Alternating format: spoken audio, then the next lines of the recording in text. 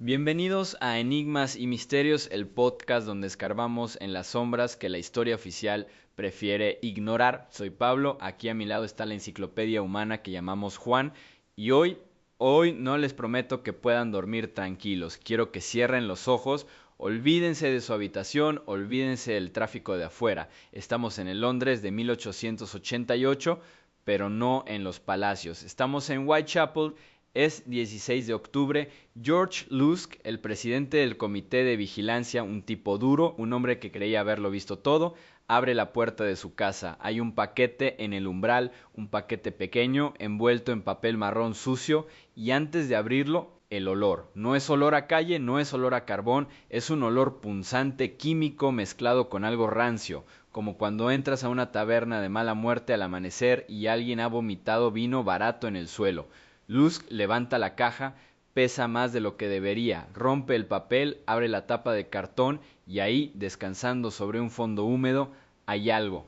No es una carta, no es una amenaza escrita, es un trozo de carne, pálido, blando. Lusk acerca la lámpara de gas y lo ve brillar. Es un pedazo de riñón humano, medio riñón izquierdo para ser exactos. Imaginen la textura, amigos, esa consistencia esponjosa, preservada en alcohol etílico que le quema la nariz. No es una utilería de película.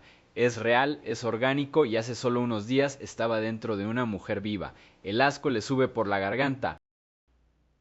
A ver, Pablo, frena un poco antes de que alguien devuelva la cena. El detalle clínico aquí es importante, más allá del impacto visceral. Ese riñón no era de cualquiera. Los médicos de la época, incluido el doctor Opeshaw, notaron que el órgano presentaba signos avanzados de la enfermedad de Bright, una afección renal crónica muy común en alcohólicos severos.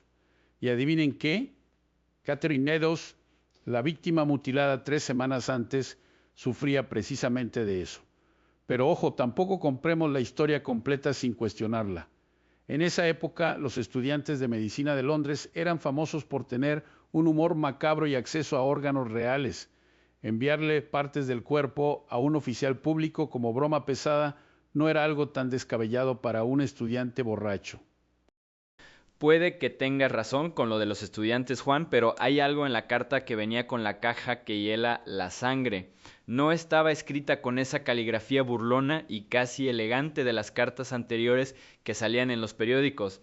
No, esta letra era tosca, llena de faltas de ortografía, escrita por alguien con las manos sucias. El encabezado no decía Londres ni Whitechapel, decía simplemente desde el infierno. Escuchen lo que leyeron los ojos horrorizados de Lusk esa noche. Señor Lusk, le envío la mitad del riñón que saqué de una mujer, la preservé para usted. Y aquí viene la parte que hace que se te revuelva el estómago, la parte que ningún estudiante bromista escribiría con tanta frialdad. La carta continuaba: el otro trozo lo freí y me lo comí, estaba muy rico. ¿Se dan cuenta? No solo la mató, la consumió.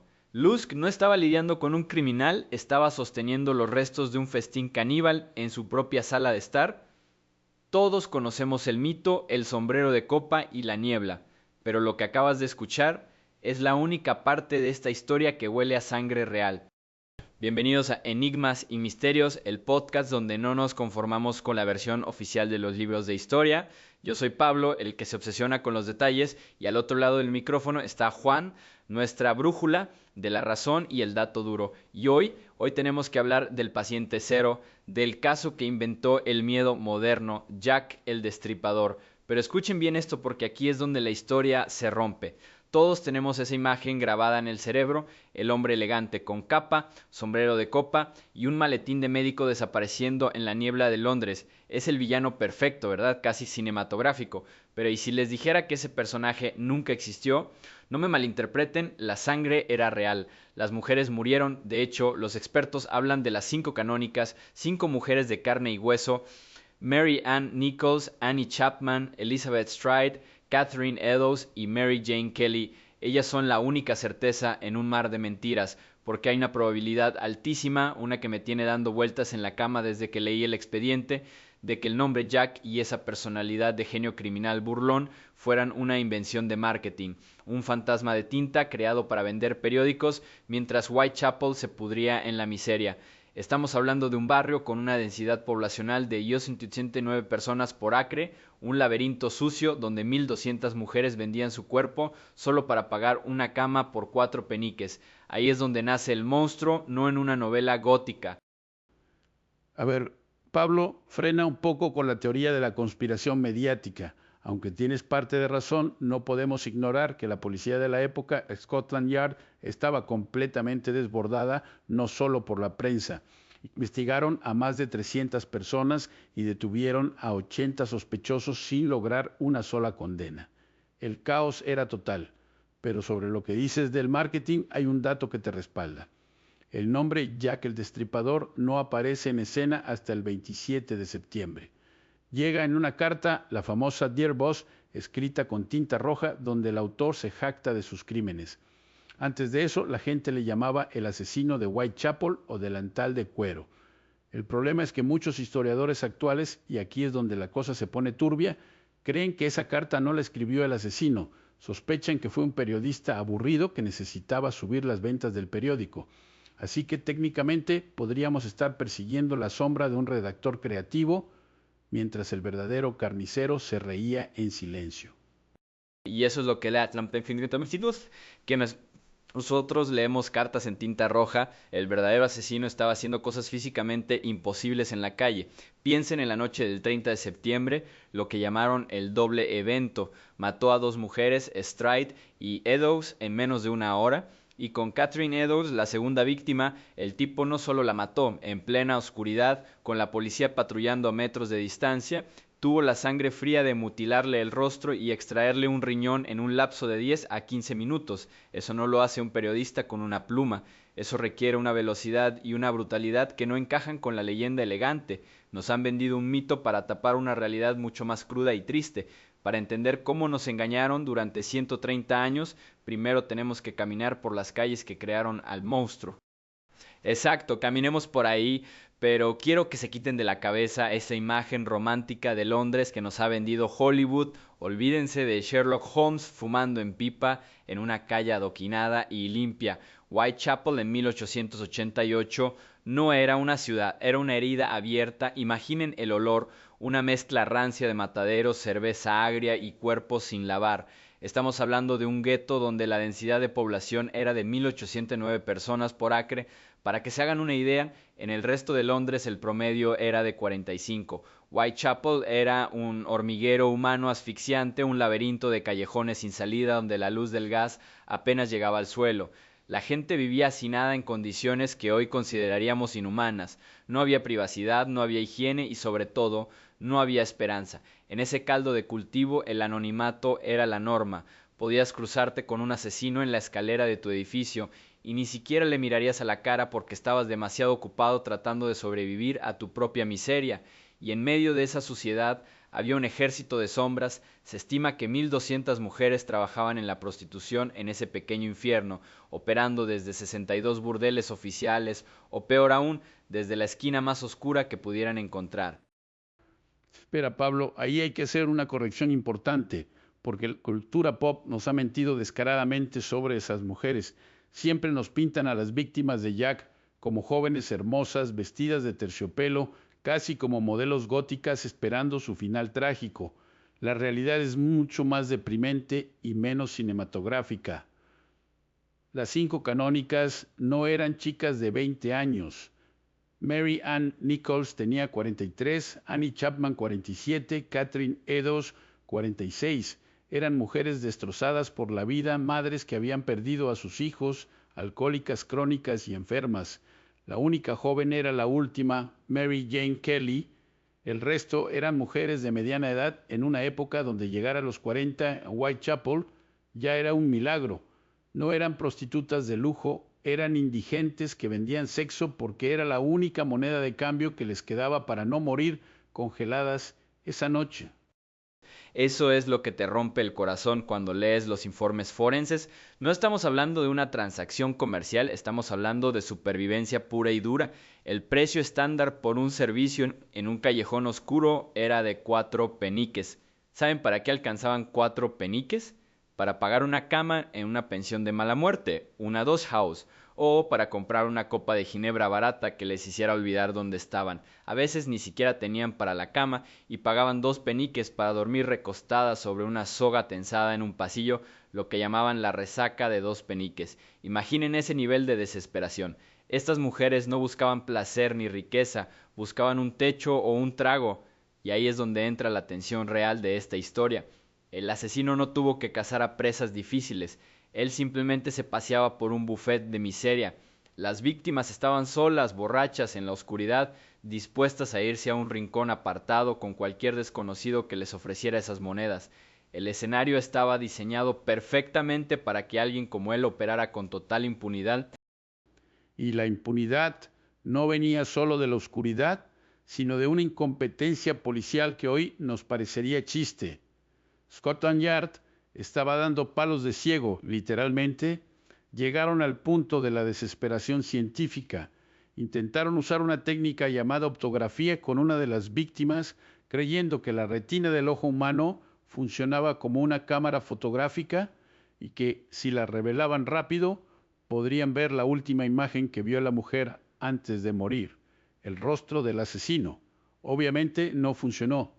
Y ni hablemos de los perros sabuesos que se perdieron en la niebla y terminaron mordiendo al comisionado.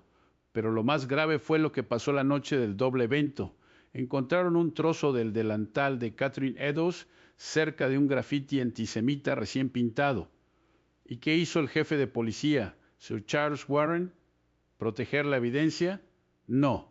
Ordenó borrar el grafiti antes de que amaneciera, no para ocultar al asesino, sino porque tenía pánico de que, si la gente lo veía, estallaran disturbios contra los judíos en Londres. Destruyeron una pista clave por miedo político. Es indignante, tienes a la policía borrando pistas en la pared mientras el cuerpo de Eddowes todavía estaba caliente a unas calles de distancia. Borraron la única voz que quizás el asesino dejó escrita en los muros de Londres, y eso nos deja con la sensación de que Whitechapel no era solo peligroso por el criminal, sino por el caos absoluto que lo rodeaba. Era una tormenta perfecta de negligencia, pobreza y sangre. Todo el mundo estaba mirando hacia otro lado, o mirando lo incorrecto. Pero a pesar de todo ese ruido, a pesar de los perros perdidos y los policías asustados borrando grafitis, hubo un momento en que el horror subió de nivel. En este laberinto de suciedad, matar era fácil, pero lo que pasó la noche del 30 de septiembre desafió toda lógica humana. La noche del 30 de septiembre es el momento exacto en que la realidad se rompió. Hasta ese momento teníamos asesinatos brutales, sí, pero parecían eventos aislados, tragedias de una noche, pero esa madrugada el monstruo tenía hambre y prisa. Es lo que los riperólogos llaman el doble evento. Y aquí es donde la cronología se vuelve algo que te hiela la sangre.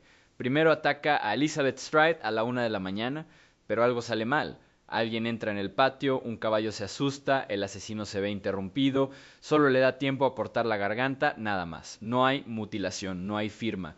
El asesino huye frustrado, con la adrenalina a tope, mezclándose entre las sombras mientras la policía corre hacia el primer cuerpo. Cualquier persona normal se habría escondido, se habría ido a casa a temblar, pero él no, él necesitaba terminar el trabajo. Cruzó Whitechapel, esquivó las patrullas que ya estaban en alerta máxima y encontró a Catherine Eddowes en Mitre Square. Y lo que pasó en esa plaza desafía las leyes de la física y la medicina, porque no solo la mató. En esa plaza oscura, bajo la nariz de toda la fuerza policial de Londres, realizó una obra de destrucción anatómica que todavía hoy, con toda nuestra tecnología forense, no logramos explicar del todo. Espera, Pablo, frena un poco. Decir desafía las leyes de la física. Suena muy bonito para el podcast, pero bajemos esto a tierra. Estamos hablando de 1888. La iluminación en Mitre Square era prácticamente nula. Apenas unas lámparas de gas que daban más sombras que luz. Y está sugiriendo que este tipo, en medio de la fuga, con la policía pisándole los talones por el primer asesinato, se puso a realizar una cirugía compleja en la vía pública. A mí me suena más a que tuvo una suerte increíble o a que la policía de la época exageró la precisión quirúrgica para justificar que no lo atraparon. ¿Realmente era tan imposible lo que hizo? Ahí es donde te equivocas, Juan, y es donde el dato se vuelve aterrador. No es exageración policial, son matemáticas. Escuchen esto, el agente Edward Watkins patrullaba esa zona. Pasó por Mitre Square a la 1:30 de la madrugada. La plaza estaba vacía, silenciosa, dio su vuelta habitual caminando al ritmo reglamentario, volvió a entrar en la plaza exactamente a la 1:44. 14 minutos de diferencia. En ese lapso ridículo de tiempo, el asesino interceptó a Eddowes. La mató silenciosamente, la mutiló el rostro de una forma irreconocible y abrió su abdomen. Pero no se limitó a cortar, metió las manos en la cavidad visceral a ciegas entre sangre y órganos resbaladizos y localizó el riñón izquierdo. Lo extrajo limpiamente y se lo llevó, todo eso en oscuridad casi total sin hacer ruido y desapareciendo antes de que Watkins volviera a girar la esquina. 14 minutos, intenten cronometrar 14 minutos ahora mismo, es lo que tardas en hacerte un café y revisar 2 correos. Él diseccionó un cuerpo humano y escapó. Eso no es suerte, eso es una eficiencia mecánica que roza lo inhumano.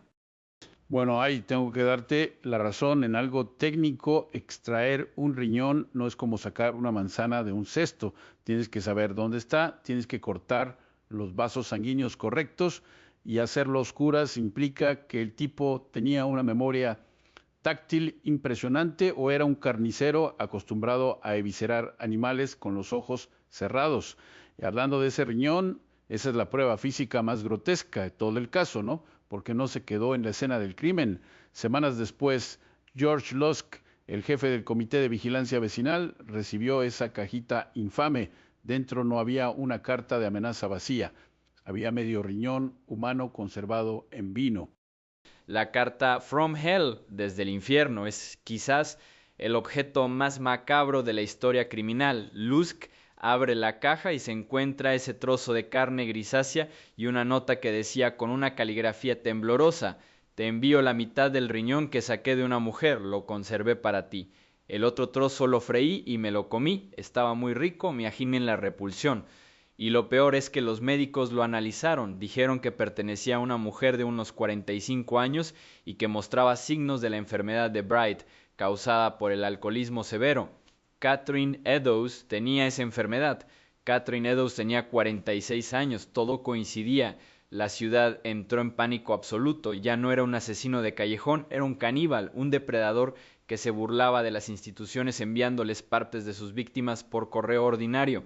La sensación de vulnerabilidad era total. Si podía hacer eso en 15 minutos y luego sentarse a escribir cartas, nadie estaba a salvo. Aunque, ojo, nunca se probó al 100% que fuera el riñón de Eddowes. Podría haber sido una broma macabra de estudiantes de medicina que tenían acceso a órganos en formol, pero el efecto psicológico fue devastador. La policía quedó en ridículo. Tenían un cuerpo mutilado en tiempo récord, tenían un trozo de órgano enviado por correo, tenían el grafiti borrado por su propio jefe y cero sospechosos reales. Era el caos. Era más que caos, Juan, era un vacío con forma de hombre. La gente miraba a sus vecinos, a los carniceros, a los médicos, preguntándose si detrás de esos ojos cansados estaba el monstruo. La policía estaba desesperada, no tenían huellas, no tenían rostro, los perros fallaron, la ciencia falló, necesitaban un nombre para ponerle al miedo y entonces llegó el correo. Y entonces, el 27 de septiembre, 3 días antes de la noche del doble evento, llegó esa carta, no a Scotland Yard, ojo, sino a la Agencia Central de Noticias. Imaginen la escena: un editor cansado, rodeado de humo de tabaco, abre un sobre sucio y saca un papel manchado. La tinta no era negra, era roja, roja brillante, como si el autor quisiera que cada palabra gritara sangre desde el papel. Y el tono, Dios mío, el tono no era el de un loco balbuceando, era el de un artista presumiendo de su obra maestra. La carta empezaba con un descaro que helaba la sangre: Dear Boss, querido jefe, y seguía diciendo cosas como: sigo oyendo que la policía me ha atrapado, pero no me arreglarán todavía. Me he reído mucho cuando se dan aires de listos y dicen que están en la pista correcta. Era arrogancia pura. Pero lo que cambió la historia, lo que convirtió una serie de crímenes sórdidos en una leyenda global, fue cómo firmó esa carta. Hasta ese momento la prensa lo llamaba el asesino de Whitechapel o delantán de cuero, nombres aburridos, descriptivos. Pero al final de esa hoja, con trazos agresivos, el autor nos regaló la marca comercial más terrorífica del siglo XIX, Yours truly, Jack the Ripper, Jack el Destripador. En ese instante, el asesino dejó de ser un hombre y se convirtió en un personaje. Espera, Pablo, frena un poco el entusiasmo narrativo porque aquí hay que poner un asterisco gigante. Tú hablas de esa carta como si fuera el Evangelio del asesino, pero la realidad técnica es mucho más turbia.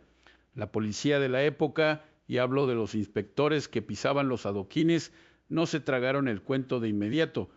De hecho, muchos creían que era una broma de mal gusto. Tienes que entender el contexto. La prensa estaba desesperada por vender. Londres estaba en pánico y esa carta usaba modismos que no encajaban del todo con el perfil de un carnicero pobre de Whitechapel. Frases como "grand work" o "clip his ears off" sonaban demasiado teatrales, demasiado preparadas para un titular de periódico.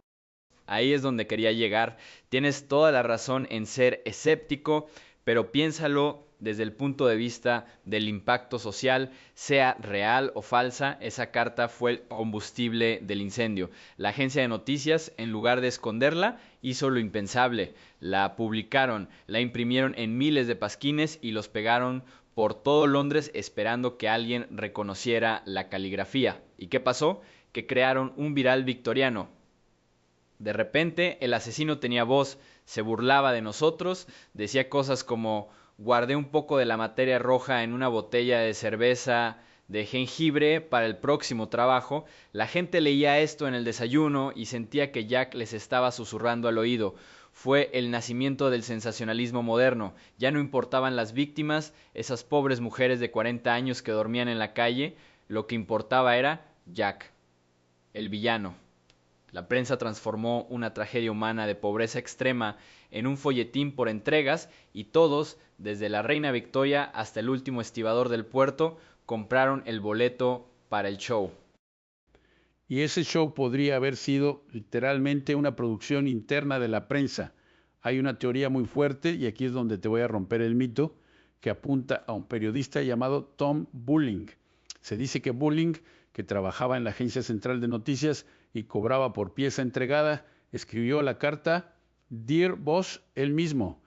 El motivo, dinero y ventas. Imagínate la frialdad, inventarte un personaje psicópata, ponerle un apodo pegadizo como Jack y enviártelo a ti mismo para tener la exclusiva. Si esto es cierto, Pablo, el Jack burlón y arrogante que creemos conocer nunca existió. Es un fantasma de tinta roja creado por un periodista borracho en un pub para vender más copias del Star o del Daily Telegraph. Eso es lo que me fascina y a la vez me aterra de esta parte de la historia. Si Bulling o cualquier otro periodista inventó la carta, entonces hemos estado persiguiendo una sombra durante 130 años. Significa que el perfil psicológico que hemos construido, el del genio criminal, el del aristócrata aburrido que juega al gato y al ratón con la policía, es pura ficción. El asesino real, el hombre que destripó a esas mujeres en la oscuridad, probablemente no tenía nada que ver con ese personaje. Quizás era un hombre silencioso, gris, patético, que nunca dijo una palabra a nadie sobre sus crímenes. Mientras la policía buscaba a un Jack que escribía cartas ingeniosas, el verdadero monstruo pasaba desapercibido porque no encajaba en el guión de la película que la prensa había montado. Es la cortina de humo perfecta y funcionó. La policía perdió recursos valiosísimos comparando la caligrafía de esas cartas con la de los sospechosos, cuando probablemente estaban comparando la letra de un asesino con la de un periodista. Desviaron la atención y mientras tanto las pruebas reales, como el graffiti de la calle Goulston que mencionamos antes, eran borradas por miedo político. Es un fracaso sistémico monumental. Un fracaso que nos deja con la duda más grande de todas, porque al final, si quitamos las cartas, si quitamos el apodo, si quitamos el mito mediático, nos quedamos solo con los cuerpos y el silencio. Y eso me lleva a pensar algo que me quita el sueño. Durante décadas hemos analizado la caligrafía y las palabras de esa carta buscando al psicópata. Pero, ¿y si hemos estado buscando al hombre equivocado todo este tiempo? Espera, porque esto se pone peor si miras los archivos oficiales de la época. No es solo una teoría moderna de conspiración. La propia policía lo sospechaba. El inspector jefe John Littlechild, que estaba en el centro de todo este caos, escribió explícitamente una carta años después que creía que todo el asunto de la correspondencia era un fraude periodístico. Imagínate la impotencia. Tienes a Scotland Yard, la supuesta mejor policía del mundo, paralizada, inundada por cientos de cartas de imitadores, mientras saben, en el fondo, que el origen de todo ese circo es probablemente un tipo sentado en una redacción de Fleet Street riéndose mientras suben las tiradas. Sabían que estaban persiguiendo a un fantasma mediático, pero la presión pública era tan brutal que no podían admitirlo. Tuvieron que seguir el juego. Y ahí es donde la historia cambia de color, pasamos del rojo sangre al gris plomo. Si quitamos al periodista Tom Bulling de la ecuación, si borramos la firma de Jack, el sombrero de copa y la risa malvada, ¿qué nos queda? Nos queda la realidad, y la realidad es mucho más aterradora que el mito, porque sin las cartas el asesino deja de ser ese villano de ópera, ese genio del mal que se burla de la ley, se convierte en lo que los criminólogos modernos llaman el hombre gris. Piensen en esto un momento: Whitechapel tenía una densidad de 189 personas por acre, era un hormiguero humano, un laberinto de callejones oscuros y pensiones abarrotadas. Para matar ahí y salir impune, no necesitas ser un mago ni un aristócrata con carruaje, necesitas ser alguien tan común, tan insignificante y tan aburrido que nadie gire la cabeza cuando pasas con la ropa manchada. Probablemente era un vecino, un carnicero local, un obrero portuario, alguien que se mezclaba con la niebla y la suciedad porque era parte de ella. El verdadero asesino no quería fama, quería sangre. La prensa creó al monstruo para vender periódicos, pero el hombre real era un depredador silencioso que se aprovechaba de que a nadie le importaban esas mujeres. Ese es el punto clave, Pablo, el entorno. No olvidemos que el mito dice que todas eran prostitutas jóvenes y hermosas, pero la realidad forense dice otra cosa. Las víctimas tenían 43, 47, 46 años, estaban enfermas, desnutridas. Mary Ann Nichols, Annie Chapman, eran mujeres destrozadas por la vida antes de que el cuchillo las tocara. La única joven era Mary Jane Kelly. El asesino no estaba cazando en cotos de caza difíciles, estaba atacando a las personas más vulnerables de la sociedad victoriana, mujeres que dormían en la calle no solo por comercio sexual, sino porque no tenían 4 peniques para una cama. Es mucho más fácil ser un depredador eficiente cuando el sistema ya ha puesto a tus víctimas de rodillas. Exacto, y eso es lo que me rompe el corazón. Hemos pasado más de un siglo glorificando al cazador, dándole un nombre, haciendo películas, tours turísticos y vendiendo camisetas con su supuesta silueta. Hemos convertido una tragedia de pobreza y misoginia en una atracción de feria.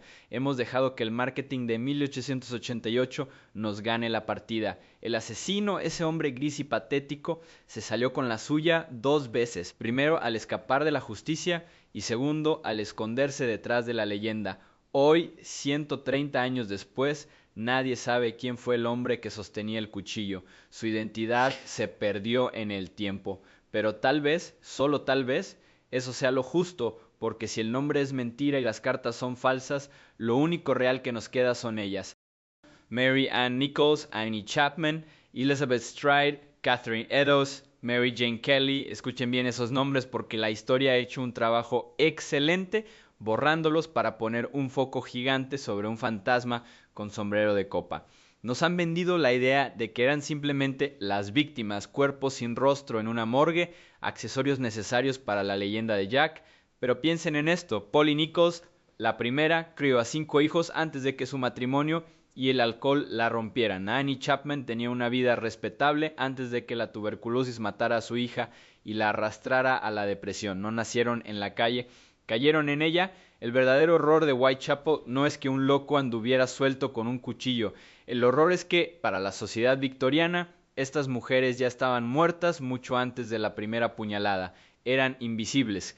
Caminaban por un infierno de 189 personas por acre, vendiendo su cuerpo no por vicio, sino porque la alternativa era morir de frío esa misma noche. Si quitamos al asesino de la ecuación, lo que nos queda es la crónica más triste de la negligencia humana.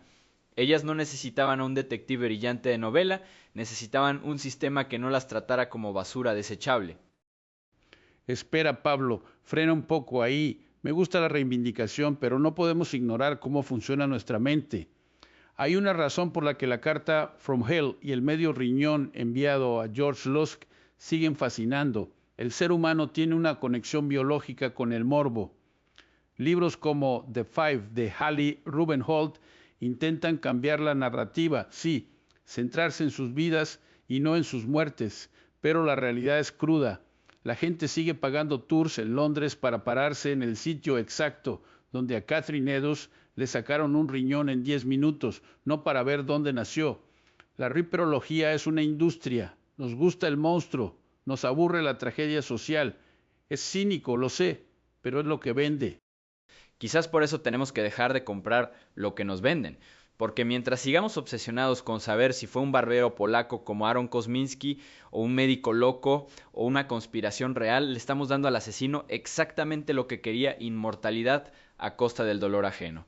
La reparación histórica empieza cuando dejamos de glorificar el crimen y empezamos a lamentar la pérdida, ya que El Destripador es una ficción, una máscara de tinta roja inventada para vender periódicos en 1888. Las mujeres eran reales, su dolor era real, y el olvido social que permitió que sucediera, ese sigue aquí entre nosotros. Y eso es todo por hoy en Enigmas y Misterios. Si esta historia les cambió la forma de ver el True Crime, suscríbanse, denle a la campanita y compartan este episodio con quien necesite escucharlo. Queremos leerlos en los comentarios. ¿Creen que es hora de olvidar a Jack para recordar a las 5? Nos vemos en el próximo episodio, donde la historia oficial empieza a temblar.